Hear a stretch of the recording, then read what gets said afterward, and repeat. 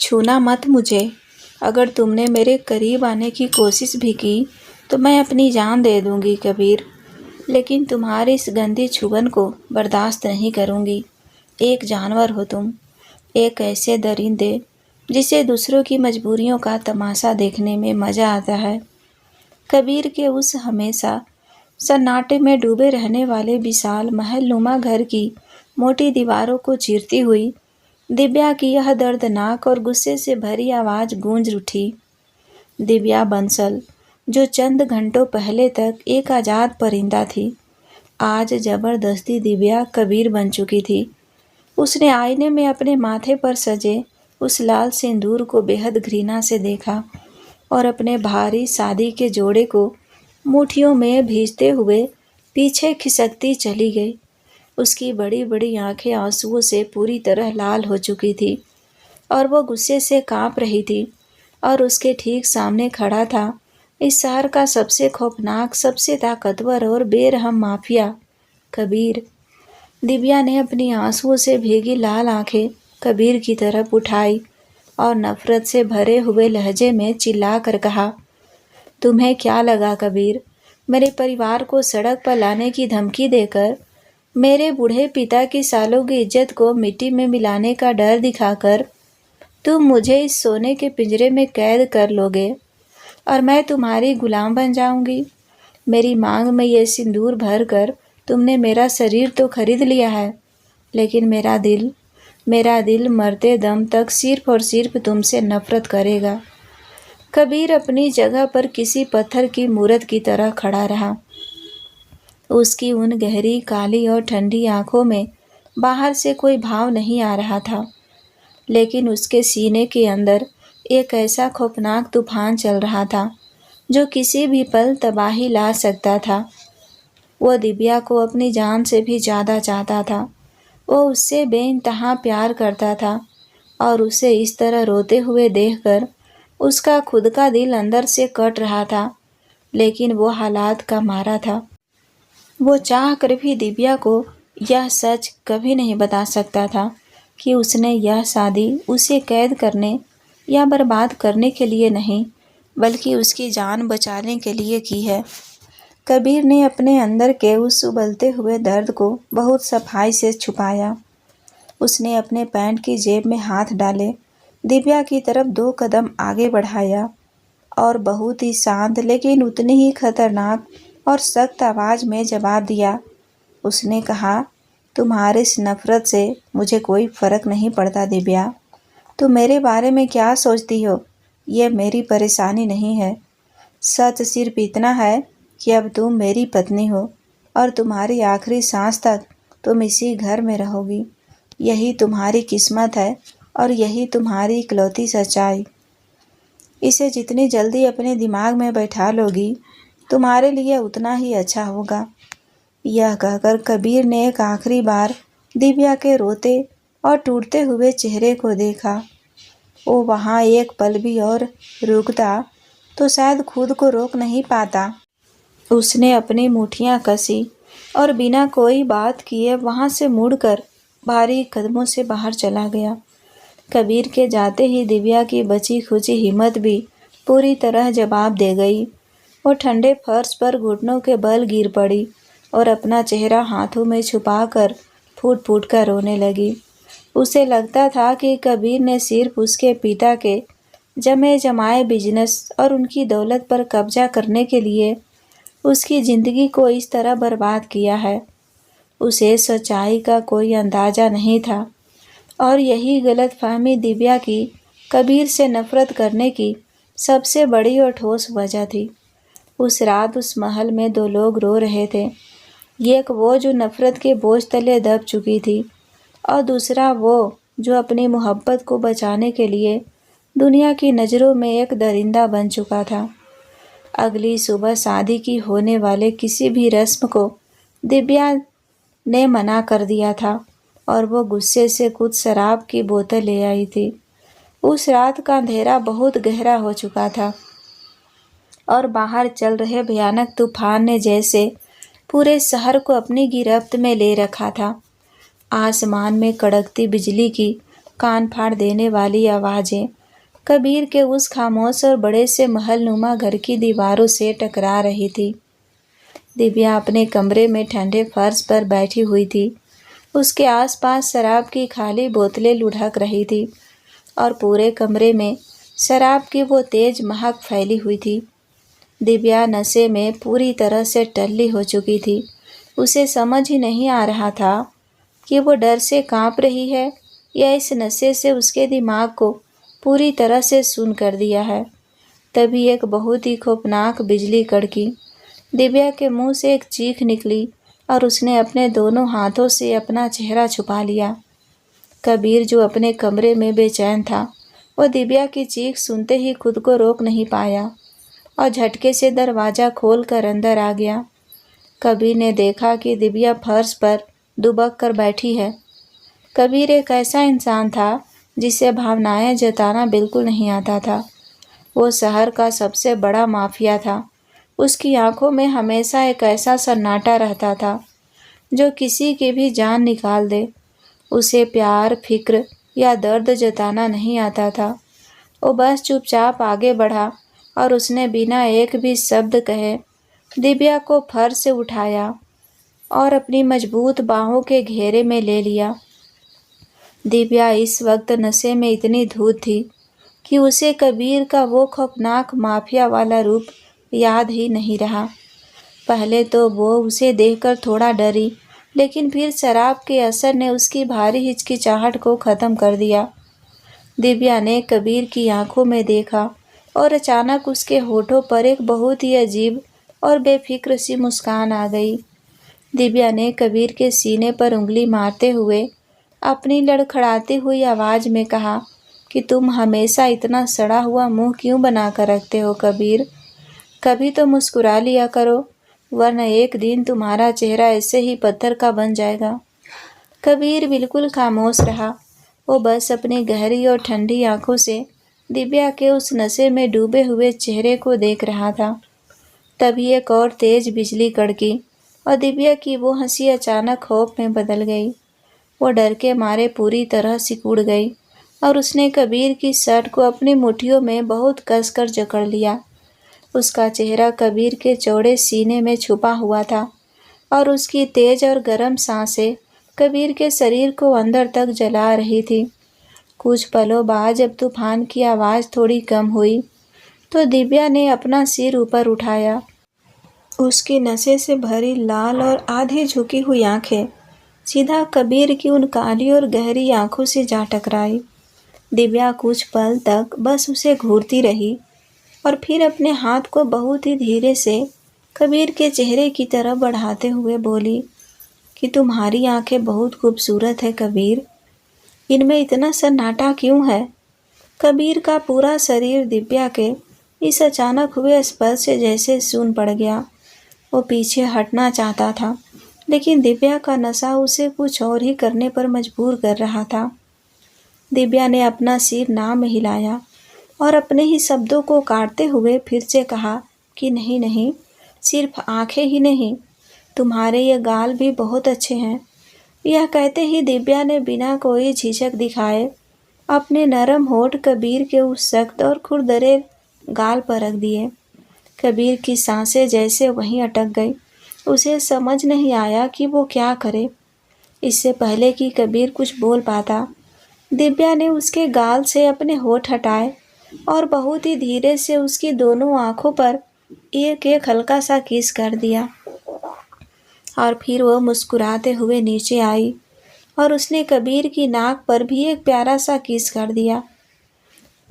कबीर के अंदर का वो शांत ज्वालामुखी अब फटने को तैयार था। उसका पूरा तन बदन जैसे आग में जलने लगा था। उसे दिव्या की ये हरकतें बर्दाश्त के बाहर लग रही थी, क्योंकि वो जानता था कि अगर वो बेकाबू हो गया तो वो दिव्या को छोड़ नहीं पाएगा। कबीर ने अचानक दिव्या के दोनों कंधों को पकड़ा और उसे खुद से थोड़ा दूर करते हुए अपनी भारी और सख्त आवाज़ में कहा, क्या स्टॉप इट दिव्या, तुम होश में नहीं हो? तुम्हें नहीं पता तुम क्या कर रही हो? कबीर की इस अचानक आई शक्ति को देखकर दिव्या बिल्कुल एक छोटे बच्चे की तरह रूठ गई। उसने अपना मुंह फुला लिया और अपनी बड़ी बड़ी आंखों से कबीर को घूरते हुए उसे अजीब सी शक्लें बनाने लगी।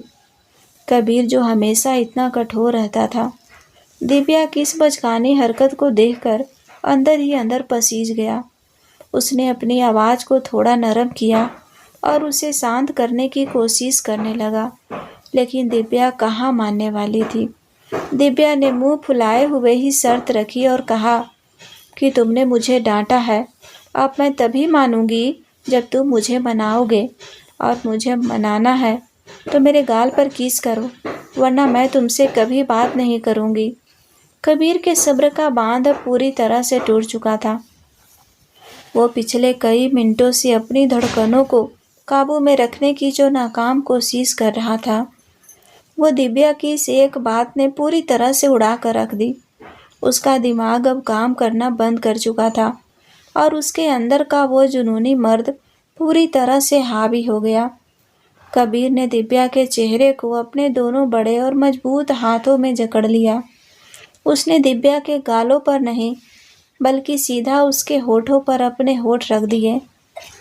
कबीर के उस किस में एक अजीब सी गहराई थी, एक ऐसी आग थी जो वो सालों से अपने अंदर दबा कर बैठा था। वो बहुत ही जंगली लेकिन उतनी ही शिद्दत और परवाह के साथ दिव्या के होठों को चूम रहा था। उसकी हर एक सांस में दिव्या के लिए वो बेइंतहा प्यार और पजेशन साफ झलक रहा था। दिव्या का सारा नशा इस एक गहरे स्पर्श से जैसे और भी ज़्यादा परवान चढ़ गया। कुछ देर तक वो दोनों उस बेकाबू जज्बात में डूबे रहे।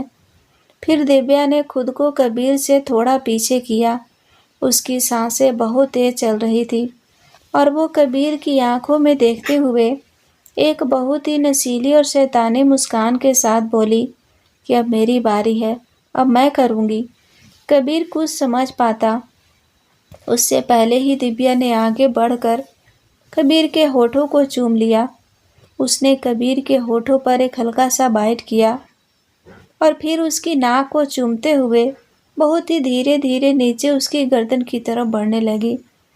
दिव्या की गर्म सांसें कबीर की ठंडी गर्दन से टकरा रही थी। दिव्या ने अपने होठ कबीर की गर्दन पर रखे और उसे बहुत ही गहराई से चूसने लगी। उसकी नरम जीभ कबीर की गर्दन के उस सख्त हिस्से को चाट रही थी और दिव्या उसे लगातार अपनी पूरी शिद्दत के साथ सक कर रही थी। कबीर का पूरा मजबूत और पहाड़ जैसा शरीर दिव्या के इन गीले और पागल कर देने वाले स्पर्शों से बुरी तरह सिहर उठा। उसकी नसें तन गई थी और उसकी मुट्ठियां खुद ब खुद कसने लगी थी। कबीर ने बेकाबू होकर अपनी दोनों बाहें दिव्या की उस पतली सी कमर के इर्द गिर्द लपेट ली और उसकी पकड़ दिव्या की कमर पर इतनी टाइट हो गई कि दिव्या की सांसें अटकने लगी। लेकिन फिर भी दिव्या ने उसे छोड़ा नहीं। वो लगातार उसकी गर्दन पर अपने होठों और जीभ से वो आग लगा रही थी जो कबीर को पागल कर रही थी। कबीर ने अपनी आंखें मीचते हुए और एक भारी कराह के साथ बहुत मुश्किल से कहा कि स्टॉप इट दिव्या, बस करो अब। लेकिन नशे में धूत दिव्या आज किसी भी बात को सुनने के मूड में नहीं थी। वो कबीर के उस दर्द और बेकरारी को महसूस कर रही थी और उसे और ज़्यादा उकसा रही थी। जब दिव्या बिल्कुल भी नहीं रुकी तो कबीर के अंदर का वो शांत माफिया पूरी तरह से खूंखार जानवर में बदल गया, जिसे अब बस अपनी प्यास बुझानी थी। कबीर ने दिव्या की कमर को इतनी जोर से अपनी तरफ खींचा कि दिव्या के पैर फर्श से थोड़े ऊपर उठ गए। बिना एक सेकेंड भी गंवाए कबीर ने दिव्या की टी शर्ट को नीचे से पकड़ा और एक ही झटके में उसे उसके सिर के ऊपर से निकाल कर दूर फेंक दिया। कमरे के उस हल्के अंधेरे में कबीर की वो भूखी और जुनूनी नज़रें दिव्या पर टिकी थी। कबीर ने दिव्या को अपनी मजबूत बाहों में पूरी तरह भर लिया। वो बिल्कुल किसी शिकारी की तरह दिव्या पर हावी हो चुका था। कबीर ने अपना चेहरा दिव्या की गर्दन पर झुकाया और उसे सच में खा जाने वाले तरीके से चूमना शुरू कर दिया। उसके होठ और दांत दिव्या के कॉलर बोन, उसकी नाजुक गर्दन और उसकी ठोड़ी पर बहुत ही गहरे और लाल निशान छोड़ रहे थे। दिव्या के मुंह से एक सिसकी निकल गई और उसने अपने दोनों हाथ कबीर के घने बालों में फंसा लिए। कबीर का वो जंगली लेकिन बेइंतहा प्यार से भरा हुआ अंदाज दिव्या के उस नशे को एक ऐसे मुकाम पर ले जा रहा था जहां से वापस लौटना अब दोनों के लिए नामुमकिन था।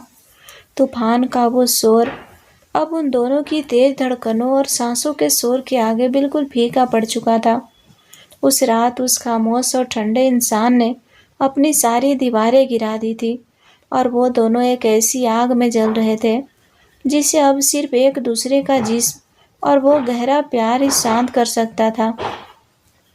अगले दिन सुबह की सुनहरी धूप ने उस बड़े से कमरे के सन्नाटे को चीरते हुए अंदर दस्तक दी। बाहर रात भर चला वो खौफनाक तूफान तो अब पूरी तरह शांत हो चुका था, लेकिन इस कमरे के अंदर एक बहुत बड़ा और जानलेवा तूफान बस फटने ही वाला था। दिव्या की आंखें धीरे धीरे खुली। उसके सिर में नशे के उतरने के बाद वाला एक भयंकर और चुभने वाला दर्द हो रहा था। उसने करवट लेनी चाही, लेकिन तभी उसे अपनी कमर पर एक बहुत ही भारी और मजबूत हाथ महसूस हुआ। दिव्या का दिमाग एक पल के लिए सून हो गया। उसने झटके से अपनी आंखें पूरी खोली और पीछे मुड़कर देखा। कबीर गहरी नींद में सोया हुआ था और उसका एक हाथ दिव्या की कमर पर बहुत पजेसिव तरीके से रखा हुआ था।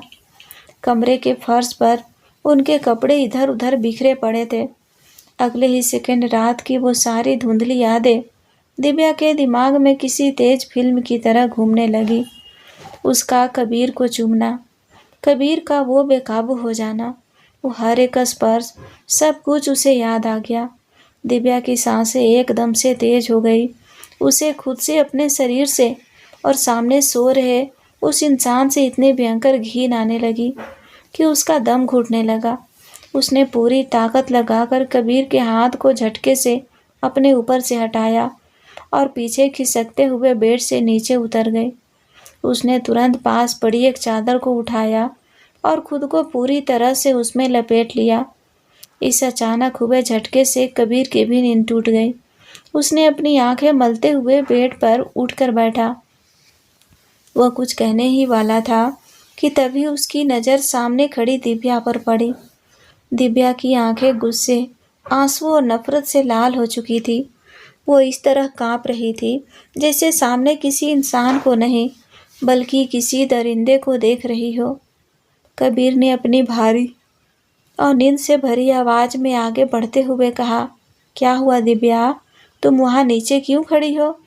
दिव्या ने अपना हाथ हवा में उठाते हुए चीख कर कहा, मुझसे दूर रहो कबीर, मुझे छूने की या मेरे करीब आने की हिम्मत भी मत करना। कबीर अपनी जगह पर ही रुक गया। उसकी भवें सिकुड़ गई। दिव्या बंसल ने अपनी नफरत भरी नज़रों से कबीर को सिर से पैर तक घूरा और दांत पीसते हुए बोली, तुम सच में कितने गिरे हुए और नीच इंसान हो। इसका अंदाज़ा मुझे कल रात तक नहीं था। एक मजबूर, डरी हुई और नशे में धूत लड़की को अपने बिस्तर तक ले जाना, यही है तुम्हारी वो माफिया वाली ताकत। इसी तरह तुम औरतों पर अपना दबदबा दिखाते हो। कबीर का चेहरा एकदम से सख्त हो गया। उसके माथे पर गुस्से की लकीरें उभर आई। वो बिना सट के ही बेड से नीचे उतरा और दिव्या की आंखों में सीधा देखते हुए अपनी तेज आवाज़ में बोला, अपनी जुबान पर लगाम रखो दिव्या। कल रात जो भी हुआ उसमें मेरी कोई ज़बरदस्ती नहीं थी। मैंने तुम्हारा कोई फ़ायदा नहीं उठाया। मैंने तुम्हें रोका था।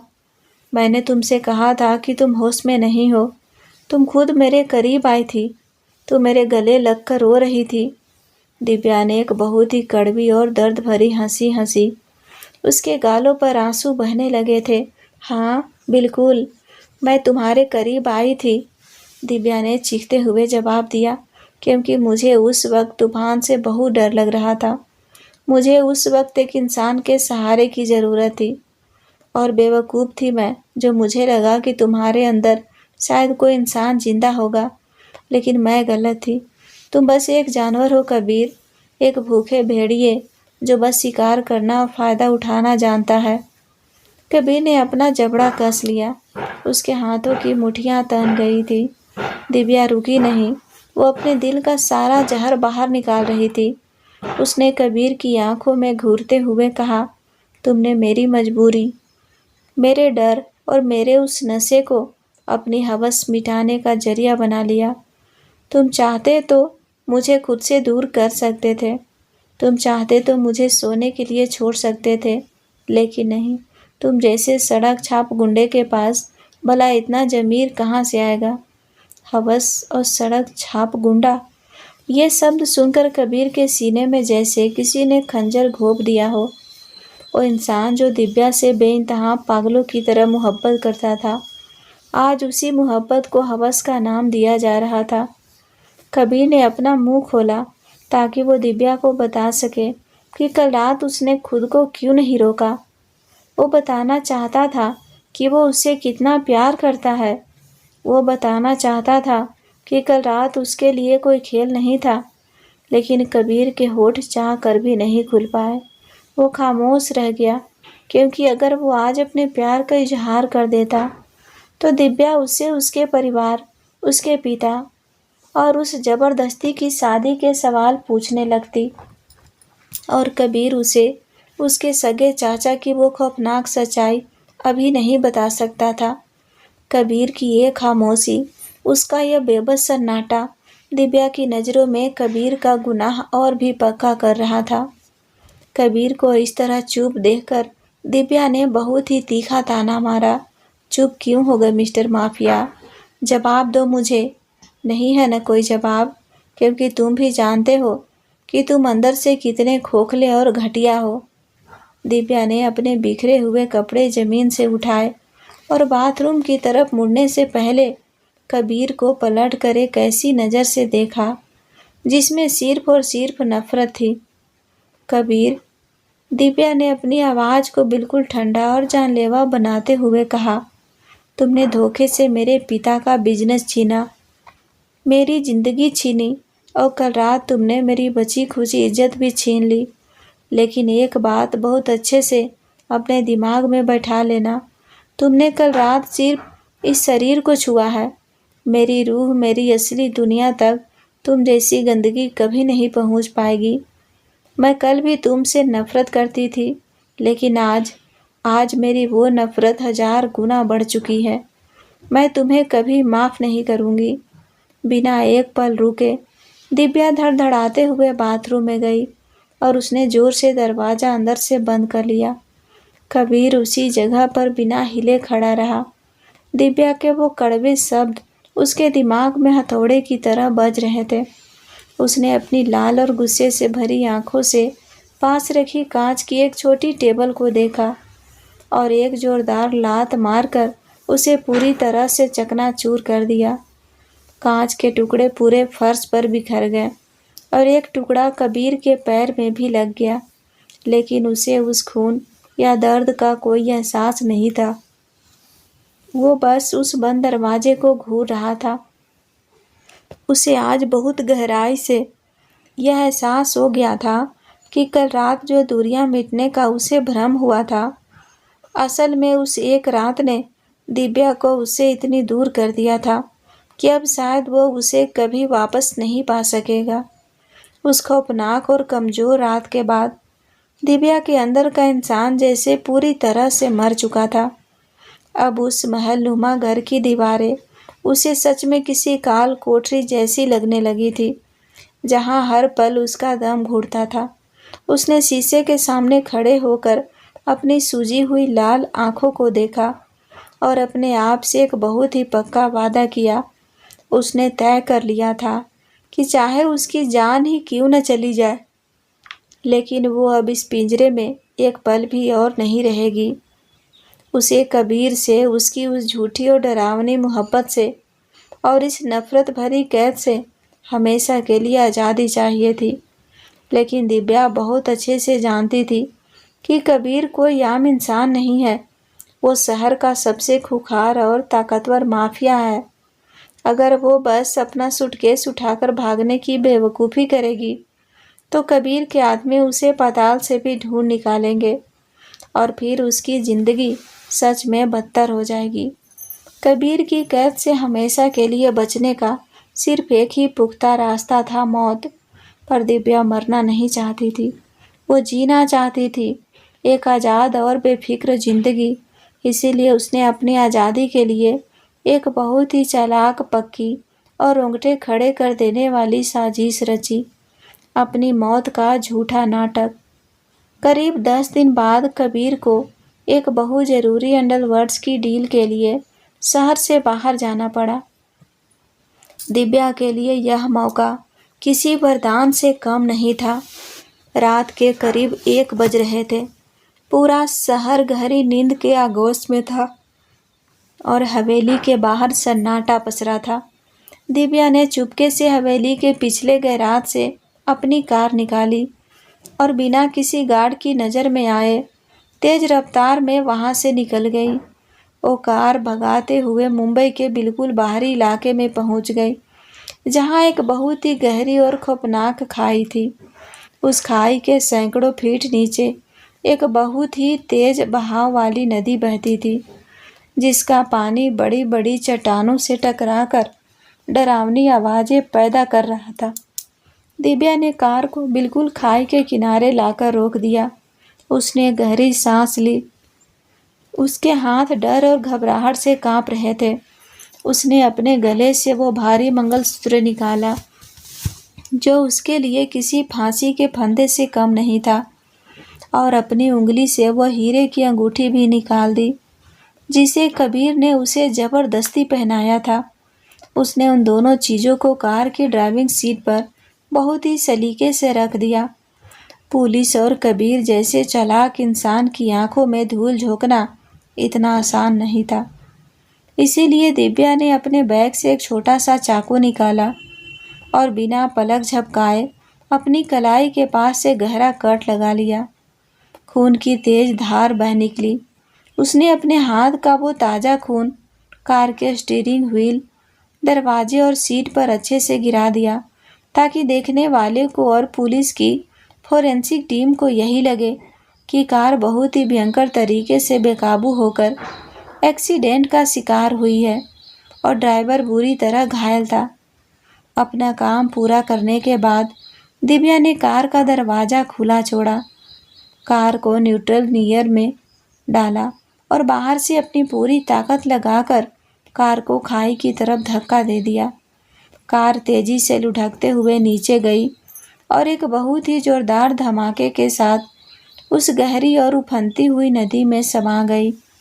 दिव्या ने खाई के किनारे खड़े होकर उस डूबती हुई कार को देखा और उसके चेहरे पर पहली बार एक सुकून भरी मुस्कान आई। उसने पहले से ही वहाँ कुछ दूरी पर झाड़ियों के पीछे अपनी एक स्कूटी छिपा कर रखी थी। उसने अपनी स्कूटी स्टार्ट की और रात के उस घने अंधेरे में उस शहर और कबीर की दुनिया से हमेशा हमेशा के लिए गायब हो गई। अगली सुबह जब कबीर के फ़ोन की घंटी बजी, तो उसे बिल्कुल अंदाज़ा नहीं था कि यह कॉल उसकी पूरी दुनिया उजाड़ने वाली है। फ़ोन पर पुलिस कमिश्नर की कांपती हुई आवाज़ थी।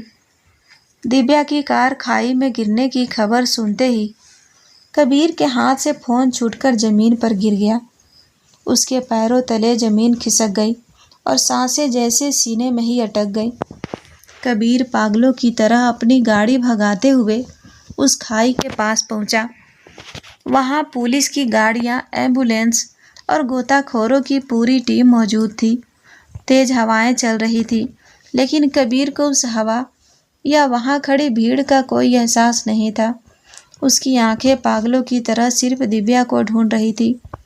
कुछ देर बाद गोताखोर नदी से बाहर आए। पुलिस इंस्पेक्टर ने भारी कदमों से कबीर के पास आकर एक प्लास्टिक का छोटा सा पारदर्शी बैग उसकी तरफ बढ़ा दिया। इंस्पेक्टर ने सहमी हुई आवाज़ में कहा, कबीर साहब, कार नदी के तल में फंसी हुई मिली है। शीशे पूरी तरह टूटे हुए थे। हमें मैडम तो नहीं मिली, लेकिन कार की सीट से खून से सने हुए जेवर मिले हैं। सर, नदी का बहाव इतना तेज है और ऊंचाई इतनी ज़्यादा थी कि मुझे अफसोस है, किसी का भी बचना नामुमकिन है। बॉडी शायद बहाव के साथ आगे निकल गई है। कबीर ने कांपते हुए हाथों से उस प्लास्टिक के बैग को लिया। उसमें दिव्या का वो मंगलसूत्र और शादी की अंगूठी थी, जिस पर अभी भी दिव्या का खून लगा हुआ था। खून से सनी उस अंगूठी को देखते ही कबीर के अंदर का वो मजबूत खुखार और भावनाहीन माफिया पूरी तरह से टूटकर बिखर गया। वो वहीं पथरीली मिट्टी पर घुटनों के बल गिर पड़ा। उसने उस मंगलसूत्र और अंगूठी को अपनी मुट्ठी में इतनी जोर से भींचा कि नुकीले हिस्से से उसके खुद के हाथ से खून रिसने लगा, लेकिन उसे अपने शरीर का कोई दर्द महसूस नहीं हो रहा था। कबीर की आंखों से आंसुओं का सैलाब बह निकला। उसने अपनी लाल और खौफनाक आंखों से इंस्पेक्टर को घूरा और उसकी आवाज़ किसी घायल शेर की दहाड़ की तरह गूंज उठी। बकवास बंद करो, कबीर ने चीखते हुए कहा। नहीं, ऐसा नहीं हो सकता। मेरी दिव्या इतनी कमज़ोर नहीं हो सकती। वो मुझे इस तरह अधूरा छोड़कर नहीं जा सकती। वो मुझसे नफरत कर सकती है, मुझसे लड़ सकती है, लेकिन वो हार नहीं मान सकती। कबीर पागलों की तरह खाई के किनारे की तरफ भागा। कबीर के गार्ड्स ने बमुश्किल उसे पकड़कर पीछे खींचा। कबीर ने अपने गार्ड्स को धक्का देते हुए पूरी ताकत से चिल्लाकर कहा, मुझे पता है वो जिंदा है। सुन रहे हो तुम सब? मेरी दिव्या जिंदा है। ढूंढो उसे। इस नदी का एक एक पत्थर पलट दो। पूरे शहर का कोना कोना छान मारो, लेकिन मुझे मेरी दिव्या हर हाल में वापस चाहिए। पुलिस और वहाँ खड़े सारे लोग खामोशी से उस खुखार डॉन को बच्चों की तरह रोते और तड़पते हुए देख रहे थे। सारे लॉजिक, सारे सबूत और हालात यही चीख चीख कर कह रहे थे कि दिव्या अब इस दुनिया में नहीं है। पुलिस ने कुछ दिनों बाद कानूनी तौर पर केस बंद कर दिया, लेकिन कबीर का वो पजेसिव और पागल दिल यह मानने को कभी तैयार ही नहीं हुआ कि उसकी आफत, उसकी जान उसे छोड़कर जा चुकी है। उसने उसी पल से अपने ज़िंदगी का सिर्फ एक ही मकसद बना लिया, चाहे कुछ भी हो जाए, अपनी दिव्या को वापस ढूंढना। वक्त ने अपनी रफ्तार से 4 साल का सफ़र तय कर लिया था। इन 4 सालों में बहुत कुछ बदल गया था, लेकिन जो सबसे ज़्यादा बदला था वो था कबीर। दिव्या की मौत, जो दुनिया और कबीर के लिए सच थी, उसने कबीर के अंदर के उस इंसान को भी हमेशा के लिए मार दिया था, जो कभी कभी बाहर आ जाया करता था। अब कबीर सिर्फ एक नाम नहीं, बल्कि एक चलता फिरता खौफ बन चुका था। उसकी आंखों में अब कोई सन्नाटा नहीं, बल्कि एक ऐसा कब्रिस्तान बसता था जहां उसने अपने हर जज्बात को दफना दिया था। और अब पहले से 1000 गुना ज़्यादा क्रूर, खामोश और बेरहम माफिया किंग बन चुका था। शिमला की ठंडी और धुंध भरी शाम थी। कबीर एक बहुत बड़ी अंडरवर्ल्ड्स की मीटिंग ख़त्म करने के बाद माल रोड पर स्थित एक पुरानी और मशहूर vintage bakery the Pine Roasters के एक शांत कोने में बैठा था। बाहर हल्की हल्की बारिश हो रही थी और पूरा शहर कोहरे की सफ़ेद चादर में लिपटा हुआ था। कबीर अपनी ब्लैक कॉफ़ी का कप हाथ में लिए बस खिड़की के बाहर गिरती हुई बारिश की बूंदों को घूर रहा था। बारिश उसे हमेशा उस खौफनाक रात की याद दिलाती थी जब दिव्या उसकी बाहों में थी, और वो रात जब वो उसे हमेशा के लिए छोड़ गई। तभी बेकरी का कांच का दरवाज़ा बहुत ज़ोर से खुला। कबीर के 4 खुखार गार्ड्स जो आसपास खड़े थे वो तुरंत सतर्क हो गए, लेकिन दरवाजे से कोई हमलावर नहीं, बल्कि एक 3.5-4 साल का छोटा सा बच्चा भागता हुआ अंदर घुसा। उस बच्चे ने एक बहुत ही क्यूट सी ओवरसाइज जैकेट पहन रखी थी और उसके हाथ में एक बड़ी सी चॉकलेट पेस्ट्री थी। वो बच्चा पीछे मुड़ मुड़ कर देख रहा था, जैसे किसी से छुप कर भाग रहा हो, और इसी हड़बड़ाहट में वो सीधे आकर कबीर की टेबल से टकरा गया। बच्चे की हाथ की वो पूरी चॉकलेट पेस्ट्री कबीर के उस 5 लाख रुपए के महंगे इटालियन कोट पर गिरकर बुरी तरह से फैल गई।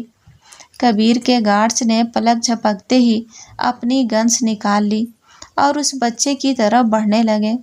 लेकिन कबीर ने बिना अपनी जगह से हिले सिर्फ अपना एक हाथ हवा में उठाया। उसका वो एक इशारा गार्ड्स को वहीं पत्थर की तरह रोक देने के लिए काफ़ी था। कबीर ने अपनी ठंडी आंखों से उस बच्चे को देखा। वो बच्चा ज़मीन पर गिर गया था। कबीर को बच्चों से सख्त नफरत थी। उन्हें वो सिर्फ शोर मचाने वाली आफत मानता था और गुस्से से उस बच्चे को डांटने ही वाला था कि तभी वो बच्चा खुद ही उठ खड़ा हुआ। उसने रोने या डरने के बजाय अपने छोटे छोटे हाथों से अपने कपड़े झाड़े और अपनी बड़ी बड़ी गोल आंखों से कबीर को घूरते हुए बिल्कुल बेखौफ अंदाज में बोला, सॉरी अंकल, पर इसमें सारी गलती आपकी है। आप इतने बड़े हो, फिर भी इतने काले काले कपड़े पहनकर इस अंधेरे कोने में क्यों बैठे हो? मुझे आप दिखे ही नहीं। और देखो मेरी पेस्ट्री भी खराब हो गई। उस बच्चे का वो गुस्सा करने का तरीका, उसकी वो बिना किसी डर के आंखें मिलाकर बात करने की आदत। कबीर का दिल अचानक एक बीट मिस कर गया। उसे ऐसा लगा जैसा किसी ने उसके सीने में एक बहुत जोर का धक्का मारा हो। उस बच्चे की वो बड़ी बड़ी आंखें बिल्कुल दिव्या जैसी थी। वही मासूमियत, वही जिद। कबीर जो कभी किसी के सामने नहीं झुकता था, वो अनजाने में ही अपनी कुर्सी से उठा और उस बच्चे के सामने घुटनों के बल नीचे बैठ गया। कबीर ने बहुत ही नरमी से, जो उसके स्वभाव में था ही नहीं, उस बच्चे के गाल पर लगा हुआ चॉकलेट साफ करते हुए पूछा, क्या नाम है तुम्हारा छोटे नवाब, और तुम ऐसे किससे छुप कर भाग रहे हो? बच्चे ने अपने मुंह पर उंगली रखते हुए धीरे से फुसफुसा कर कहा, मेरा नाम आरव है और मैं अपनी मम्मा से छुप कर भाग रहा हूँ। उन्होंने मुझे चॉकलेट खाने से मना किया था, पर मैंने चुपके से ले ली। आप प्लीज़ मेरी मम्मा को मत बताना, वरना वो मुझे रात को टीवी नहीं देखने देंगी। कबीर के होठों पर 4 साल बाद एक बहुत ही हल्की अनजान सी मुस्कान आ गई। तभी बेकरी के बाहर से घबराई हुई और हाँफती हुई आवाज़ आई। एक ऐसी आवाज़ जिसे सुनने के लिए कबीर के कान पिछले 4 सालों से तरस रहे थे। एक ऐसी आवाज़ जिसे उसने अपनी हर रात के बुरे सपने में सुना था। आरव, कहाँ भाग गए तुम? मैंने कहा था ना, मेरा हाथ मत छोड़ना। कबीर के शरीर का खून जैसे बर्फ बन गया। उसकी सांसें वहीं अटक गई और उसका पूरा शरीर सून पड़ गया। एक लड़की बेकरी के अंदर दाखिल हुई। उसने एक बहुत ही साधारण सा सूती सूट पहना हुआ था और उसके बाल हवा में थोड़े बिखरे हुए थे। वो नजरें झुकाए हुए सीधे आरव की तरफ आई। आरव, तुम यहाँ हो? वो लड़की घबराहट में आरव को डांटने लगी और फिर कबीर के खराब हो चुके कोट को देखकर बुरी तरह सहम गई। उसने कबीर का चेहरा नहीं देखा था, क्योंकि कबीर का चेहरा थोड़ा अंधेरे में था और वो घुटनों के बल बैठा था। उस लड़की ने जल्दी से अपने पर्स से कुछ टिश्यू पेपर निकाले और कांपते हुए हाथों से कबीर के कोट को साफ करने की कोशिश करते हुए बिना सिर उठाए बोली, I am so sorry sir, मेरा बेटा बहुत नटखट है। मैं आपको आपके इस कोट की ड्राई क्लीनिंग के पैसे दे दूंगी। प्लीज़ इसे माफ़ कर दीजिए। कबीर की आंखें फटी की फटी रह गई थी। वो खुशबू, वो आवाज़, वो हाथ। कबीर ने धीरे से अपना कांपता हुआ हाथ आगे बढ़ाया और कोट साफ कर रही उस लड़की की कलाई को बहुत मजबूती से पकड़ लिया।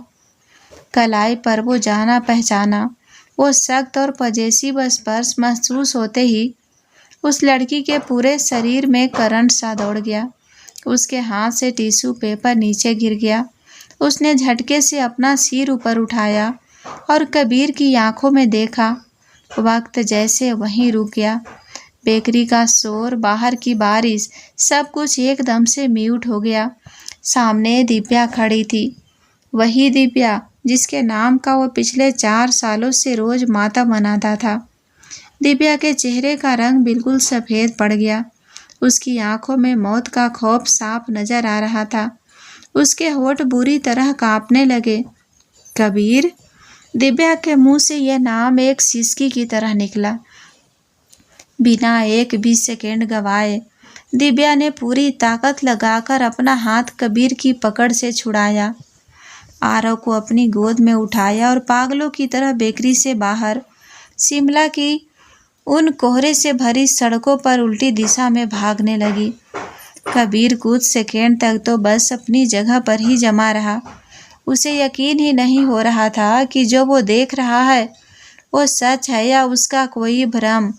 लेकिन जैसे ही दिव्या आंखों से ओझल होने लगी, कबीर के अंदर का वो भूखा तड़पता हुआ इंसान जाग उठा। दिव्या, रुक जाओ। कबीर की वो दहाड़ इतनी खौफनाक थी कि बेकरी के शीशे भी कांप गए। कबीर के गार्ड्स भागकर पीछे आने लगे, लेकिन कबीर ने उन्हें चीखते हुए वहीं रुकने का इशारा किया। वो खुद पागलों की तरह दिव्या के पीछे उस धुंध भरी सड़क पर दौड़ पड़ा। दिव्या आरव को सीने से लगाए आंसुओं से धुंधली हो रही आंखों के साथ शिमला की एक संकरी ढलान वाली और सुनसान गली में घुस गई।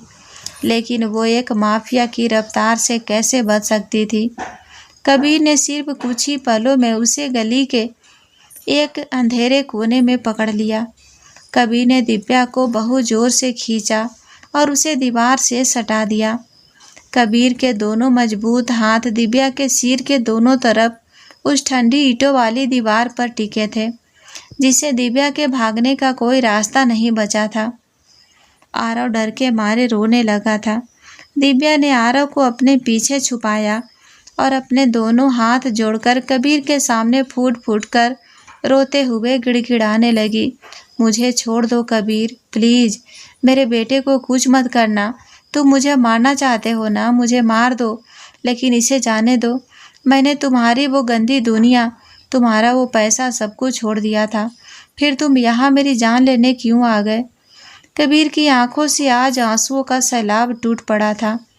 वो इंसान जिसने अपनी पूरी जिंदगी में कभी एक आंसू नहीं बहाया था, आज वो बच्चों की तरह सिसक रहा था। कबीर ने अपने कांपते हुए हाथों से दिव्या के चेहरे को छुआ, ये यकीन करने के लिए कि वो सच में जिंदा है या ये कोई सपना है। दिव्या डर से पीछे हट रही थी, लेकिन कबीर ने उसके गालों को बहुत ही नरमी और शिद्दत से थाम लिया। मारने आया हूँ। कबीर की आवाज़ भारी रूंधी हुई और एक अजीब सी तड़प से भरी थी। 4 साल तड़पाया है तुमने मुझे दिव्या। तुमने मुझे मौत के मुंह में धकेल दिया था। हर रात मैं उस खाई के पास जाकर तुम्हारी मौत का मातम मनाता था। तुमने मुझे अंदर से ख़त्म कर दिया दिव्या, और तुम्हें लगता है कि मैं तुम्हारी जान लेने आया हूँ। कबीर की सांसें दिव्या के चेहरे से टकरा रही थी। उसका दर्द, उसकी वो बेचैनी इतनी सच्ची थी कि दिव्या एक पल के लिए खामोश हो गई। तभी कबीर की नज़र दिव्या के पीछे छुपे हुए और रोते हुए आरव पर गई। कबीर का दिमाग, जो अब तक सिर्फ दिव्या को जिंदा देखकर सून था, अब तेजी से काम करने लगा। आरव की उम्र करीब 3.5-4 साल थी और दिव्या 4 साल पहले ही उसे छोड़कर गई थी। कबीर की आंखें आरव के चेहरे और फिर दिव्या की आंखों के बीच उलझने लगी। कबीर ने आरव को बहुत ध्यान से देखा। वही आंखें, वही गुस्सा और वही बेखौफ अंदाज। कबीर के होठ कांपने लगे। उसने दिव्या की आंखों में एक बहुत ही गहरे और अधिकार भरे अंदाज में देखते हुए फुसफुसा कर कहा, ये मेरा बेटा है न दिव्या? आरव मेरा अंश है, हमारी उस एक कमज़ोर लेकिन मेरी ज़िंदगी की सबसे सच्ची रात की निशानी। यह सुनकर दिव्या के अंदर का वो पुराना खौफ और नफरत फिर से जिंदा हो गई।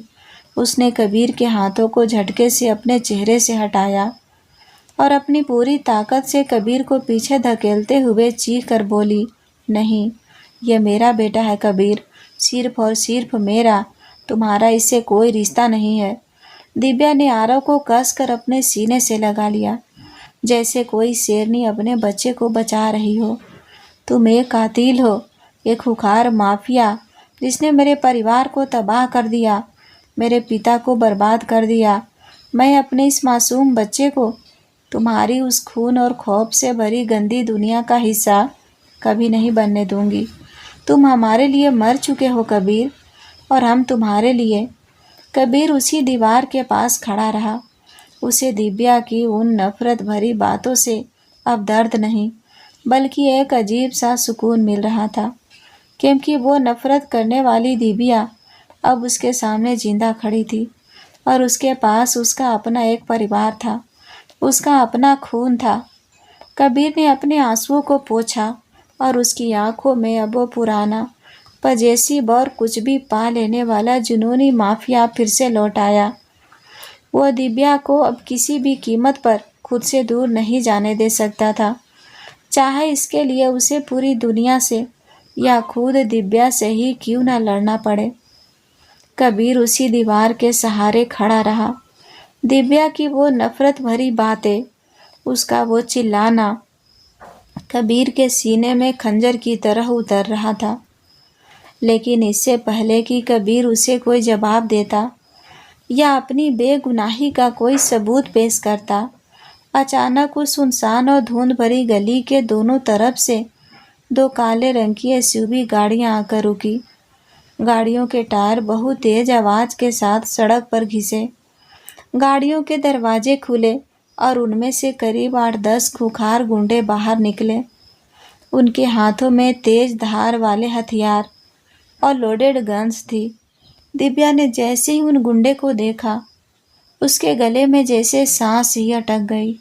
उसने आरव को और भी कसकर अपने सीने से लगा लिया और डर के मारे कबीर के पीछे छुपने की कोशिश करने लगी। उसका वो सारा गुस्सा और नफरत अब खौफ में बदल चुका था। उन गुंडों के लीडर ने अपनी गन लोड करते हुए एक बहुत ही खौफनाक और शैतानी हंसी हंसी। उसने कबीर को नज़रअंदाज करते हुए सीधा दिव्या की तरफ देखा और बोला, वाह दिव्या मैडम, 4 साल, पूरे 4 साल लग गए हमें आपको ढूंढने में। बंसल साहब ने तो हमें आपकी मौत की खबर पर मिठाई खिलाई थी, लेकिन जब उन्हें कल आपको यहाँ होने की भनक लगी तो उनका तो बीपी ही बढ़ गया। उन्होंने साफ कहा है कि इस बार कोई गलती नहीं होनी चाहिए। आप और आपका ये बच्चा दोनों आज इस गली से जिंदा वापस नहीं जाने चाहिए। बंसल साहब, यानी दिव्या के सगे चाचा का नाम सुनते ही दिव्या का दिमाग पूरी तरह से सुन्न हो गया। उसके पैरों तले से जमीन खिसक गई। वो अपनी फटी हुई आंखों से उस गुंडे को देख रही थी। उसे अपने कानों पर यकीन नहीं हो रहा था कि उसके अपने सगे चाचा, जिन्हें वो अपने पिता की तरह मानती थी, वो उसकी और उसके मासूम बेटे की जान लेना चाहते हैं। कबीर की आंखें, जो अब तक आंसुओं से भरी थी, उनमें अचानक एक ऐसा खून सवार हो गया जो किसी भी पल दुनिया को आग लगा सकता था। कबीर ने दिव्या और आरव को अपने पीछे दीवार से सटाकर खड़ा किया और खुद उनके सामने एक अभेद ढाल बनकर खड़ा हो गया। कबीर ने अपनी जैकेट के अंदर से अपनी गन निकाली और बहुत ही ठंडी लेकिन खौफनाक आवाज में उस गुंडे को घूरते हुए कहा कि तेरी मौत आज तुझे खुद चलकर मेरे पास ले आई है। अगर तूने या तेरे बंसल साहब ने मेरी बीवी और मेरे बेटे की तरफ आंख उठाकर भी देखा ना, तो मैं तुम सबके जिस्म से खाल उधेड़ कर शिमला की इन सड़कों पर लटका दूंगा। गुंडे ने हंसते हुए गन तानी, लेकिन कबीर की फुर्ती के आगे वो कुछ भी नहीं था। कबीर ने पलक झपकने से भी तेज रफ्तार में अपनी गन का ट्रिगर दबाया और सामने वाले गुंडे के सिर में सीधे गोली मार दी। वो गुंडा वहीं ढेर हो गया। इसके बाद जो हुआ वो किसी खौफनाक बुरे सपने जैसा था। कबीर अकेला उन दरिंदों पर भारी पड़ रहा था। गोलियों की आवाज़ से पूरी गली गूंज उठी। दिव्या अपने कानों पर हाथ रखे आरव को सीने से लगाए वहीं जमीन पर बैठी रो रही थी। कबीर बिल्कुल एक पागल और खुखार शेर की तरह लड़ रहा था। जब उसकी गन की गोलियां खत्म हो गई तो उसने अपने खाली हाथों से ही उन गुंडों की गर्दनें तोड़नी शुरू कर दी। लड़ाई के बीच एक गुंडे ने दिव्या की तरफ चाकू लेकर दौड़ने की कोशिश की, कबीर ने उसे हवा में ही दबोच लिया, लेकिन इस हाथापाई में उस गुंडे का चाकू कबीर के कंधे को चीरता हुआ निकल गया। कबीर के कंधे से खून का फवारा फूट पड़ा, लेकिन कबीर के चेहरे पर दर्द की एक सिकन तक नहीं आई। उसने उसी चाकू को छीनकर उस गुंडे के सीने में उतार दिया। कुछ ही मिनटों में वो पूरी संकरी गली उन गुंडों की लाशें से भर गई। खून से सने उस सड़क पर सिर्फ कबीर खड़ा था, हाँफ रहा था और उसका कोट उसके ही खून से भीग रहा था। कबीर ने अपने गार्ड्स को इशारा किया, जो अब तक वहां पहुंच चुके थे, कि वह पूरे इलाके को सील कर दे। लड़ाई खत्म होने के बाद कबीर धीरे धीरे मुड़ा और कांपती हुई दिव्या के पास गया। दिव्या की आंखें अब भी उस गुंडे की बातों में उलझी हुई थी। वो सदमे में थी। कबीर ने उसे खून से सने हुए हाथों से दिव्या के दोनों कंधों को बहुत मजबूती से पकड़ा और उसे झकझोरते हुए अपनी भारी आवाज में कहा कि बस दिव्या, बहुत हो गई तुम्हारी ये नफरत। आज तुम्हें सच सुनना ही पड़ेगा। तुमने अभी अपने कानों से सुना ना, तो मुझे अपने पिता की बर्बादी का कारण मानती हो ना, तो सुनो। तुम्हारे पिता का बिजनेस मैंने नहीं, तुम्हारे उसी सगे चाचा ने बर्बाद किया था, जिसे तुम इतना प्यार करती हो। और सिर्फ बिजनेस ही नहीं, वो तुम्हारी जान के भी दुश्मन थे। दिव्या की आंखें हैरानी से बड़ी हो गई। वो कबीर को अविश्वास और आंसुओं से भरी आंखों से देखने लगी। उसने कांपते हुए होठों से कहा कि तुम झूठ बोल रहे हो कबीर। मेरे चाचा मुझसे बहुत प्यार करते हैं। वो वैसा नहीं क्यों करेंगे? वो मुझे और आरव को क्यों मारना चाहेंगे? कबीर ने एक गहरी दर्द भरी सांस ली और दिव्या की आंखों में सीधा देखते हुए बोला, यही तो तुम्हारी सबसे बड़ी कमजोरी थी दिव्या। बंसल, तुम अपनों पर बहुत जल्दी और अंधा भरोसा कर लेती हो। तुम्हारे पिता ने मरने से पहले अपनी सारी प्रॉपर्टी, अपना सारा बिजनेस तुम्हारे नाम कर दिया था। तुम्हारे चाचा ने उस रात तुम्हें मारने की सुपारी दी थी। अगर मैं तुम्हें उस दिन जबरदस्ती वहाँ से अपने घर नहीं लाता, तुमसे वो जबरदस्ती की शादी नहीं करता, तो आज तुम जिंदा नहीं होती। दिव्या का दिमाग अब पूरी तरह सून हो चुका था। उसे समझ नहीं आ रहा था कि वो क्या जवाब दे। उसकी दुनिया जिसे वो सच मानती थी, वो एक ही पल में ताश के पत्तों की तरह ढह गई थी। कबीर ने अपने दिल का सारा दर्द बाहर निकालते हुए कहा कि मैंने पूरी दुनिया के सामने खुद को बुरा बनाया, तुम्हारी नफरत बर्दाश्त की, सिर्फ इसीलिए ताकि तुम मेरे नाम के खौफ की वजह से सुरक्षित रह सको। तुम सोचती हो कि शहर का इतना बड़ा माफिया किंग होकर भी मैंने तुम्हारे चाचा को क्यों नहीं मारा, क्योंकि तुम उनसे बहुत प्यार करती थी। उनके खिलाफ उनके ही घर में कोई पुख्ता सबूत नहीं था, और अगर मैं उन्हें कोई नुकसान पहुंचाता तो तुम मुझे कभी माफ़ नहीं करती। तुम्हारे चाचा तुम्हारे दिमाग में मेरे खिलाफ जहर भरते रहे और मैं चुपचाप तुम्हारे हिस्से की वो नफ़रत पीता रहा, सिर्फ इसीलिए ताकि तुम्हारे चेहरे की वो मासूम मुस्कान कभी ना खोए। दिव्या के पैरों तले ज़मीन पूरी तरह से खिसक गई। पिछले 4 सालों से वो जिस इंसान को अपनी बर्बादी का कारण मान रही थी, जिससे वो पागलों की तरह नफरत कर रही थी, वो असल में उसकी और उसके बच्चे की ढाल बनकर खड़ा था। वो इंसान जिसने उसके लिए अपनी छवि खराब कर ली, अपनी जान खतरे में डाली, अपने कंधों पर गोलियां और चाकू खाए, और बदले में उसे सिर्फ गालियां और नफरत मिली। दिव्या की आंखों से आंसुओं का सैलाब टूट पड़ा। वो अपने घुटनों पर बैठ गई और उसने रोते हुए कबीर के कॉलर को बहुत जोर से पकड़ लिया। उसने फूट फूट कर रोते हुए कहा कि कबीर, तुमने मुझे ये सब पहले क्यों नहीं बताया? तुमने मुझे खुद से इतनी भयंकर नफरत क्यों करने दी? मैं कितनी बड़ी बेवकूफ़ थी। मैंने तुम्हें क्या क्या नहीं कहा, और तुम मेरी जान बचा रहे थे। कबीर भी अब खुद को नहीं रोक पाया। वो भी दिव्या के सामने घुटने पर बैठ गया।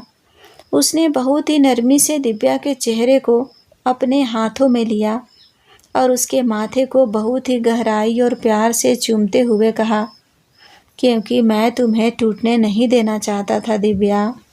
अगर तुम्हें उस वक्त पता चलता कि तुम्हारा अपना सगा खून, तुम्हारा अपने चाचा ही तुम्हारी जान लेना चाहते हैं तो तुम अंदर से पूरी तरह ख़त्म हो जाती। मैं तुम्हें बचाना चाहता था, तुम्हारी उस मासूम दुनिया को बचाना चाहता था, चाहे उसके लिए मुझे तुम्हारी नज़रों में कितना भी गिरना ही क्यों न पड़े। उस धुंध और खून से सनी गली में आज सालों पुरानी वो नफ़रत हमेशा के लिए ख़त्म हो चुकी थी।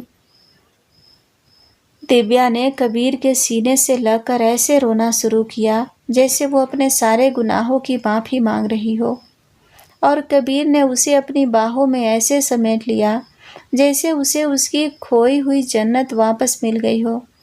शिमला की उस संकरी और खून से सनी गली में अचानक एक अजीब सा सन्नाटा छा गया था। सिर्फ दिव्या की सिसकियों की आवाज़ उस खामोशी को चीर रही थी। कबीर की सच्चाई जानने के बाद दिव्या के अंदर जैसे पछतावे का ज्वालामुखी फट पड़ा था। उसने अपने ही रक्षक को, उस इंसान को जो उसके लिए अपनी जान की बाजी लगा रहा था, अपना सबसे बड़ा दुश्मन मान लिया था। कबीर के कंधे से अभी भी खून बह रहा था, लेकिन उसे उस दर्द का कोई एहसास नहीं था। दिव्या ने कांपते हुए हाथों से कबीर के उस खून से सने कोट को छुआ। उसकी उंगलियां कबीर के सीने पर थी और वो नजरें झुकाए बस रोए जा रही थी। तभी उस भारी और जज्बाती माहौल में एक छोटी सी मासूम आवाज़ गूंजी। आरव, जो अब तक अपनी माँ के पीछे छुपकर अपनी बड़ी बड़ी डरी हुई आंखों से ये सब देख रहा था, वो धीरे धीरे अपने छोटे छोटे कदम बढ़ाता हुआ कबीर के पास आया। उसने अपनी मासूमियत से कबीर की पैंट को हल्के से अपनी मुट्ठी में पकड़ा और नीचे से उसे खींचते हुए अपनी तोतली सी आवाज़ में बोला, अंकल, आप इतने बड़े और स्ट्रॉन्ग हो, फिर भी रो रहे हो? और आपने मेरी मम्मा को क्यों रुलाया? आप सच में गंदे वाले अंकल हो क्या? आरव की इस भोली सी बात ने कबीर के सीने में चल रहे उस दर्द के तूफान को एक पल में शांत कर दिया। कबीर के होठों पर आंसुओं के बीच एक बेहद खूबसूरत और सच्ची मुस्कान खिल उठी। वो अपने कंधे के घाव की परवाह किए बिना आरव के सामने घुटनों के बल बैठ गया।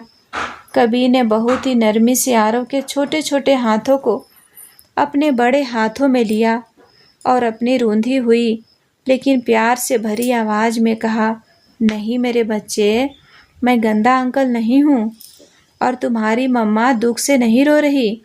वो तो इसीलिए रो रही है क्योंकि उन्हें उनकी खोई हुई सबसे कीमती चीज़ आज वापस मिल गई है। आरव ने अपना छोटा सा सिर खुजाया। उसे कुछ समझ नहीं आया। उसने अपना मुंह फुलाते हुए बहुत ही मासूमियत से पूछा, कौन सी चीज़? मम्मा का सब्जियों वाला थैला तो यहीं गिरा है, फिर क्या खो गया था? कबीर का दिल भर आया। उसने गहरी सांस ली, अपनी आंखों में भरे आंसुओं को रोका और आरव की उन गोल आंखों में देखते हुए कहा, मैं तुम्हारा पापा हूँ आरव। यह शब्द सुनते ही आरव की आंखें एकदम बड़ी हो गईं। उसने तुरंत अपना सिर घुमाकर दिव्या की तरफ देखा, जैसे वो कंफर्म करना चाहता हो कि क्या यह बड़ा सा डरावना लेकिन प्यारा अंकल सच बोल रहा है। दिव्या ने अपने आंसू पोंछते हुए और मुस्कुराते हुए अपना सिर हाँ में हिला दिया। आरव का चेहरा एकदम से खिल उठा। वो बिना कुछ सोचे आगे बढ़ा और उसने अपने छोटे छोटे हाथों से कबीर के गालों को पकड़ लिया। आरव ने कबीर के खुरदरे गाल पर एक बहुत ही प्यारा और गीला सा किस कर दिया। फिर उसने अपनी कमर पर दोनों हाथ रखे और बिल्कुल किसी बड़े इंसान की तरह कबीर को डांटते हुए बोला, तो आप इतने सालों से कहाँ थे पापा? आपको पता है मेरे स्कूल में सारे बच्चों के पापा उन्हें पिगी बैग्स राइड देते हैं और उन्हें स्कूल छोड़ने आते हैं। मुझे तो मम्मा छोड़ने जाती है और मम्मा को स्कूटी भी अच्छे से चलानी नहीं आती।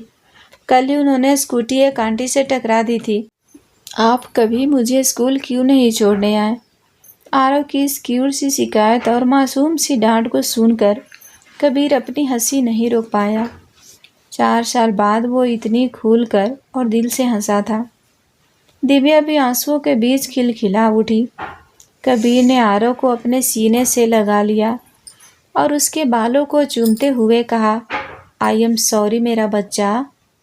पापा से बहुत बड़ी गलती हो गई, लेकिन अब से पापा तुम्हें रोज़ स्कूल छोड़ने जाएंगे, और स्कूटी पर नहीं, दुनिया की सबसे बड़ी और अच्छी गाड़ी में। मैं तुम दोनों को अब कभी खुद से दूर नहीं जाने दूंगा, कभी नहीं। कबीर की बाहों में आरव बहुत सुरक्षित महसूस कर रहा था। दिव्या, जो अब तक जमीन पर बैठी थी, वह उठी और उसने आगे बढ़कर कबीर को कसकर अपने गले से लगा लिया। उस एक हग में वो सारी गलत फहमियाँ, वो 4 साल का भयानक दर्द, वो लंबी जुदाई और वो सारी करवाहट हमेशा के लिए पिघल गई थी। कबीर ने भी अपने एक हाथ से आरव को और दूसरे हाथ से दिव्या को अपनी बाहों में समेट लिया। दिव्या ने कबीर के कंधे पर अपना सिर टिकाते हुए उसकी गर्दन के पास फुसफुसा कर कहा, मुझे माफ़ कर दो कबीर, मैंने तुम्हें बहुत दर्द दिया है, तुम्हें बहुत गलत समझा। तुमने मेरी जान बचाने के लिए पूरी दुनिया की नफ़रत मोल ले ली और मैंने तुम्हें ही अपना दुश्मन मान लिया। अब हम अपने घर चलेंगे और मैं अपनी पूरी ज़िंदगी लगाकर तुम्हारे हर उस दर्द का हिसाब दूंगी जो तुमने मेरे लिए सहा है। कबीर ने अपने दूसरे हाथ से दिव्या के आंसुओं को पोंछा। उसकी आंखों में अब कोई सन्नाटा या खौफ नहीं था, बल्कि एक ऐसी शांति थी जिसे वो सालों से तलाश रहा था। कबीर ने दिव्या के माथे को गहराई से चूमते हुए कहा, तुम्हारे इस एक गले लगने से मेरे 4 साल के हर दर्द को मिटा दिया है दिव्या। मुझे कोई हिसाब नहीं चाहिए, मुझे बस तुम दोनों चाहिए। और रही बात तुम्हारे उस धोखेबाज चाचा की, तो अब तुम्हारे और मेरे बीच कोई दीवार नहीं आ सकती।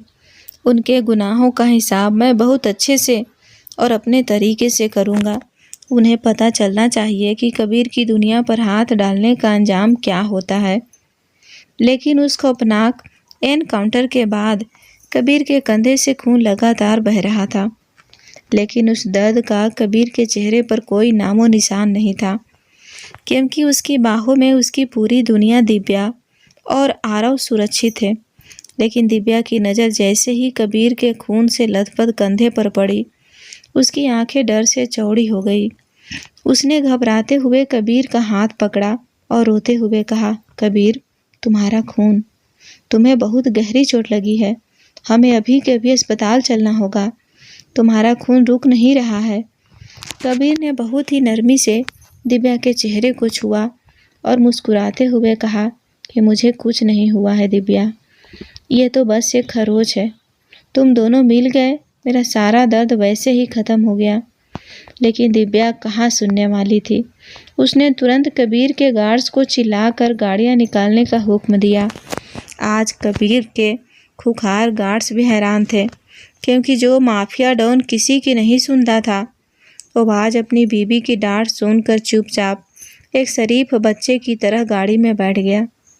गाड़ी में आरव कबीर की गोद में बैठा था और अपनी छोटी छोटी उंगलियों से कबीर के चेहरे को ऐसे छू रहा था जैसे कोई बहुत कीमती खिलौना मिल गया हो। कबीर अपने दर्द को भूलकर बस अपने बेटे की उन मासूम हरकतों को देख रहा था। शिमला के सबसे बड़े प्राइवेट अस्पताल में कबीर को लाया गया। वहाँ के डॉक्टर्स कबीर सिंह का नाम और उसका वो खौफनाक ऑरा देखकर ही कांप रहे थे। डॉक्टर ने कबीर के कंधे का घाव साफ करते हुए कहा कि सर, घाव बहुत गहरा है, हमें टाँके लगाने पड़ेंगे, आपको एनेस्थीसिया, बेहोशी की दवा देना होगा। कबीर ने तुरंत अपनी सख्त आवाज़ में मना करते हुए कहा कि मुझे कोई बेहोशी की दवा नहीं चाहिए, मेरा दिमाग पूरी तरह होश में रहना चाहिए, तुम बस अपना काम करो। कबीर को डर था कि अगर वो आंखें बंद करेगा तो कहीं दिव्या और आरव फिर से उसकी नज़रों से दूर ना हो जाए। दिव्या, जो पास ही खड़ी रो रही थी, वो तुरंत आगे आई। उसने कबीर के सही वाले हाथ को अपने दोनों हाथों में कसकर पकड़ा और कड़क आवाज में उसे डांटते हुए बोली, तुम चुपचाप बैठोगे या नहीं? हमेशा अपना ये माफिया वाला एटीट्यूड दिखाना जरूरी है क्या? डॉक्टर अपना काम कर रहे हैं, तुम हिलना मत बिल्कुल। कबीर, जिससे पूरा शहर खौफ खाता था, वो दिव्या की डांट सुनकर एकदम चुप हो गया। डॉक्टर टाके लगा रहा था और कबीर की नज़रें सिर्फ दिव्या के उस फिक्र से भरे चेहरे पर थी। तभी आरव कबीर के पास आया और उसने कबीर के कंधे के पास अपने छोटे से मुंह से फू फू करके हवा मारनी शुरू कर दी। आरव ने बहुत ही मासूमियत से कहा, पापा, जब मुझे चोट लगती है ना तो मम्मा ऐसे ही फूंक मारती है, फिर दर्द छू मंतर हो जाता है, आपको भी दर्द नहीं होगा। अपने बेटे के मुंह से पापा सुनकर कबीर की आंखों में नमी आ गई। उसने अपने सही वाले हाथ से आरव को अपनी तरफ खींचा और उसके माथे को चूमते हुए कहा कि तुम्हारे इस प्यार से पापा का सारा दर्द सच में छू मंतर हो गया मेरे शेर। अस्पताल से घाव पर पट्टी करवाने के बाद कबीर दिव्या और आरव को लेकर शिमला के अपने एक बहुत ही आलीशान और सुरक्षित सेफ हाउस में आ गया। अब वक्त आ गया था उस इंसान का हिसाब करने का जिसने दिव्या और आरव की जान लेने की कोशिश की थी। रात के वक्त जब दिव्या आरव को सुला रही थी, कबीर बालकनी में खड़ा था।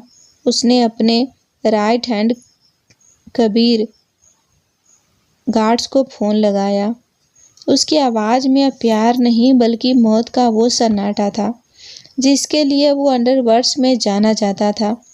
कबीर ने बिल्कुल ठंडे और जानलेवा लहजे में हुक्म दिया, बंसल का पूरा साम्राज्य राख में मिला दो। उसके सारे लीगल और इलीगल बिजनेस रातों रात ख़त्म हो जाने चाहिए और उस गद्दार चाचा को ऐसी मौत देना कि अंडरवर्ल्ड्स की आने वाली नस्लें भी अपनों को धोखा देने से पहले 1000 बार कांपे। सुबह सूरज निकलने से पहले बंसल का नामो निशान मिट जाना चाहिए। अगली सुबह की धूप बहुत ही खिली हुई और सुकून देने वाली थी। शिमला के उस खूबसूरत से हाउस में आज मौत का खौफ नहीं बल्कि ज़िंदगी की एक नई शुरुआत महसूस हो रही थी। लेकिन इस सुकून को तोड़ने के लिए आरव की शैतानी ही काफ़ी थी। सुबह के 10 बज रहे थे। दिव्या किचन में कबीर के लिए सूप बना रही थी और कमरे से आरव के ज़ोर ज़ोर से हंसने और चीज़ों के गिरने की आवाज़ें आ रही थी। दिव्या ने सूप का बाउल हाथ में लिया और धड़धड़ाते हुए कमरे में घुसी। सामने का नज़ारा देखकर उसका मुंह खुला का खुला रह गया। शहर का सबसे बड़ा माफिया डॉन कबीर बेड पर लेटा हुआ था और आरव कबीर के सीने पर बैठकर उसके बालों का अजीब सा डिजाइन बना रहा था। पूरे बेड पर कबीर की वो लाखों रुपए की महंगी घड़ियां और गॉगल्स बिखरे पड़े थे जिन्हें कबीर अपनी जान से ज़्यादा संभाल कर रखता था। आरव ने कबीर का एक ब्लैक गॉगल उल्टा पहना हुआ था और वो उछल उछल कर बेड स्प्रिंग का मजा ले रहा था। दिव्या ने अपनी कमर पर हाथ रखा और गुस्से से अपनी आंखें बड़ी करते हुए चिल्लाई, यह क्या तमाशा चल रहा है यहाँ? आरव, नीचे उतरो। पापा के ऊपर से उनके कंधे में चोट लगी है और तुम उनके ऊपर बंदर की तरह उछल रहे हो। आरव तुरंत डर कर कबीर के पीछे छुप गया और कबीर की शर्ट को कसकर पकड़ लिया। कबीर ने अपने बेटे को बचाते हुए बहुत ही प्यार से दिव्या की तरफ देखा और कहा, अरे दिव्या, क्यों डांट रही हो उसे? वो बच्चा है, खेल रहा है और वैसे भी मुझे कोई दर्द नहीं हो रहा। मेरा बेटा है, जो चाहे कर सकता है। दिव्या का पारा 7वें आसमान पर पहुंच गया। उसने सूप का बाउल टेबल पर जोर से रखा और उन दोनों बाप बेटे को एक स्कूल टीचर की तरह डांटते हुए बोली, तुम ना इसे बिगाड़ कर ही मानोगे कबीर। पहले मैं सिर्फ इसकी शैतानियों से परेशान थी, अब तुम भी इसमें शामिल हो गए। बाप बेटे दोनों ने मिलकर मेरा दिमाग खराब कर दिया है। और तुम मिस्टर डॉन, कल ही तुम्हें चाकू लगा है और तुम इसके साथ रेसलिंग खेल रहे हो। चुपचाप ये सूप पियो, वरना मैं सच में तुम दोनों को बिना खाने के कमरे में बंद कर दूंगी। कबीर ने आरव की तरफ देखा और दोनों ने एक दूसरे को आंख मारते हुए एक बहुत ही क्यूट सी स्माइल पास की। कबीर ने चुपचाप बिना कोई नखरा किए सूप का बाउल उठा लिया। दुनिया जिस इंसान के नाम से कांपती थी, वो आज अपनी बीवी की डांट खाकर खुशी खुशी सूप पी रहा था। दिव्या उन्हें ऐसे हंसते हुए देखकर अपनी हंसी नहीं रोक पाई और वो भी मुस्कुराते हुए बेड के किनारे बैठ गई। रात का वक्त हो चुका था। आरव पूरा दिन अपने पापा के साथ खेलकर इतना थक गया था कि वो बेड के बिल्कुल बीचों बीच अपने दोनों हाथ फैलाकर गहरी नींद में सो चुका था। कबीर और दिव्या ने बहुत ही धीरे से बिना आवाज़ किए आरव को उठाकर बेड के एक तरफ किया और खुद बालकनी की तरफ आ गए। शिमला की रात बहुत ठंडी थी और आसमान तारों से भरा हुआ था। कबीर बालकनी की रेलिंग के सहारे खड़ा था। दिव्या ने पास आकर कबीर के उस सही वाले कंधे पर अपना सिर रख दिया। कबीर ने बहुत ही प्यार से अपनी एक बाह दिव्या की पतली सी कमर में डाल दी और उसे खुद से चिपका लिया। कबीर ने एक गहरी सांस ली। उसकी आवाज़ में अब वो पुराना माफिया वाला गुरूर नहीं, बल्कि एक बहुत ही गहरा और इमोशनल दर्द था। उसने दिव्या के बालों को चूमते हुए कहा, दिव्या, मुझे माफ़ कर देना। मैंने तुम्हें बहुत दर्द दिया है। मैं अपनी जान पर खेल कर भी तुम्हें वो सुकून और वो नॉर्मल ज़िंदगी नहीं दे पाया जिसकी तुम हकदार थी। मैं जानता हूँ कि मेरे इस खौफनाक साए में जीना तुम्हारे लिए कितना मुश्किल रहा होगा। अगर मैं तुम्हें पहले ही सच बता देता तो शायद इससे पहले कि कबीर अपनी बात पूरी करता। दिव्या ने अपनी उंगली कबीर के होठों पर रख दी।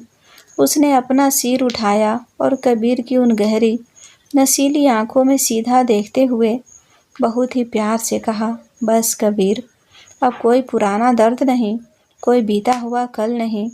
तुमने जो भी किया वो सिर्फ और सिर्फ मुझे बचाने के लिए किया।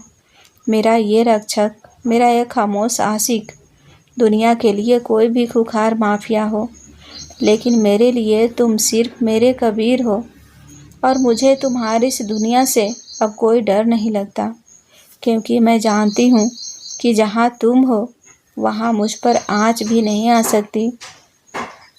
दिव्या की बातें सुनकर कबीर के दिल में जैसे हजारों फूल एक साथ खिल गए हों। उसका वो खामोश और तड़पता हुआ इश्क आज अपनी मुकम्मल मंजिल पर पहुंच गया था। दिव्या ने कबीर के गले में अपनी दोनों बाहें डाली और अपने पंजों के बल थोड़ा ऊपर उठकर अपने नरम होठ कबीर के होठों पर रख दिए। कबीर का पूरा शरीर सिहर उठा। उसने भी दिव्या की कमर पर अपनी पकड़ को बहुत टाइट कर लिया और उस किस में डूबता चला गया। उस किस में कोई हवस या जल्दबाजी नहीं थी, बल्कि वो एक ऐसा गहरा और जुनूनी एहसास था जिसमें 4 साल की तड़प, प्यार और एक दूसरे के लिए बेइंतहा फिक्र छिपी हुई थी। वो दोनों अपनी ही दुनिया में उस ठंडी और खूबसूरत रात में पूरी तरह से खो चुके थे। तभी उनके पीछे से एक बहुत ही छोटी सी नींद में डूबी हुई और क्यूट सी आवाज़ आई, मम्मा, आप पापा का फेस क्यों खा रही हो? पापा को दर्द हो रहा होगा ना? यह आवाज़ सुनते ही कबीर और दिव्या के शरीर में जैसे 440 वोल्ट का करंट दौड़ गया। वो दोनों एक झटके में एक दूसरे से ऐसे अलग हुए जैसे किसी ने उन्हें चोरी करते हुए रंगे हाथों पकड़ लिया हो। दिव्या का पूरा चेहरा कान से लेकर गर्दन तक शर्म के मारे लाल टमाटर जैसा हो गया। उसने हड़बड़ाते हुए पीछे मुड़कर देखा।